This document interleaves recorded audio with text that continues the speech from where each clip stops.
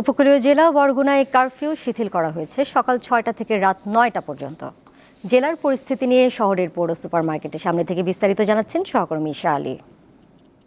এই মুহূর্তে আমরা বরগুনায় যে পরিস্থিতি স্বাভাবিক রয়েছে, গাড়ি চলাচল করছে এবং যারা দিনমজুর রয়েছে তারাও কাজে নেমেছেন এবং আমরা আসলে কথা বলতে চাচ্ছি যারা প্রতিদিন এই কারফিউর মধ্যেও যে কষ্টগুলো করেছেন এবং যাদের সংসার চালাতে খুব কষ্ট হয়েছে, আমরা বর্তমান পরিস্থিতি তাদের কি দেখা যায় যে তাই তরকারির যে দাম ভাই আমরা বর্তমানে রেন্টে কার চালাইয়া এই পজিশন করে খাইতে পারি না। এদিকে দেখা যায় পুলিশে ধাবার দেয় কিনা কোনো জ্ঞান বাজে।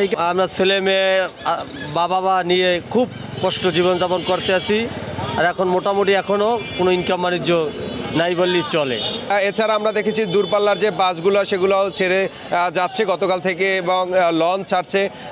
সাধারণ মানুষ যারা ঢাকা থেকে বরগুনায় আসছেন এমনকি আবার ভয়ে আসতে পারছেন না, যে কোনো মুহূর্তে আসলে দুর্ঘটনা ঘটতে পারে, সেই বিষয়টাও কিন্তু তারা বলছেন। এবং এই বরগুনায় কিন্তু যখন ছাত্র আন্দোলন হয়েছে তখন কিন্তু কোনো প্রভাব পড়েনি বা এই বরগুনায় কোনো প্রকার এখানে কোনো সংঘর্ষ বাধেনি।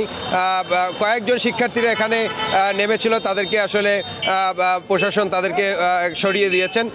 এই ছিল বরগুনা থেকে আমার কাছে সর্বশেষ তথ্য।